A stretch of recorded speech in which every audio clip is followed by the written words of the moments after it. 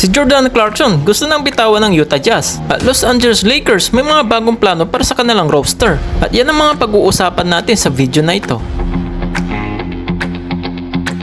Si Jordan Clarkson, mag-uumpisa na ang 2 taon na pinirmahang kontrata dati. $28 million matatapos yun sa 2026. After niya manalo ng 6th Man of the Year, nalalagay siya sa mga trade rumors. Noon, ayaw siyang bitawan ng Utah Jazz. Kahit maraming teams ang may mga interest kay Jordan Clarkson, may average siya sa Jazz ng 17 points, 3 rebounds, 3 assists per game. Sa loob ng 300 games so far, either yan sa starting unit or sa nasa 6-man position niya. Matatandaan natin, naglaro si Jordan Clarkson sa 2023 FIBA World Cup para sa Gilas at nag-average siya doon ng 25 points, 5.5 rebounds at 6.1 assists per game. Base kasi sa report ngayon, walang teams ang gustong kumuha ngayon kay Jordan Clarkson na interest via trade. Ang Jazz kasi may 14 players, dalawa doon naka 2-way contract pa. Kulang pa sila ng 2 or 3 players sa lineup. Sa 12 players ang nasa main roster, 6 doon ang guards. Sa 6 na guards yun, puro mga young player pa yun. Meron 3 players ngayon na iti-develop pa ng Utah Jazz para sa futures ng franchise nila.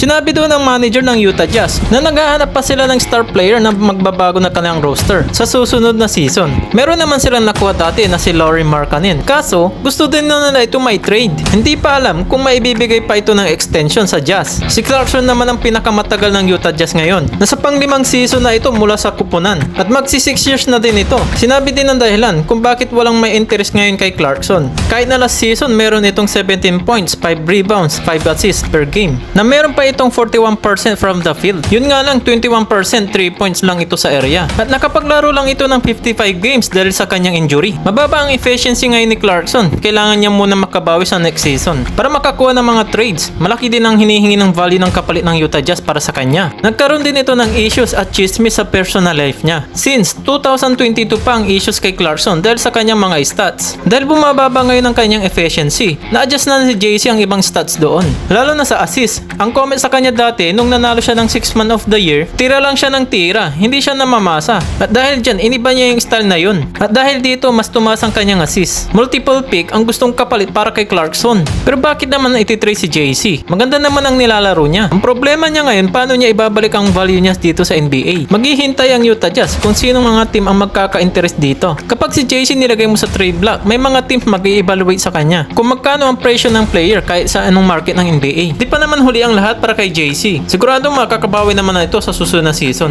Susunod naman natin pag-usapan patungkol naman dito sa Los Angeles Lakers. Isa na nga balak ng i-trade sa iba-ibang team ng Los Angeles Lakers, ito si D'Angelo Russell sa kanilang kupunan at makakuha ng kapalit. Kasabay na nga dito ang pagbitaw kay Spencer Dinwiddie pabalik ng Dallas Mavericks at para magkaroon pa sila ng malaking salary cap space. Ang Los Angeles Lakers ay naghahanap pa ng guards para sa kanilang roster. Si D'Angelo Russell sa huling taon nito meron pa nagkakahalaga ng $18.7 million.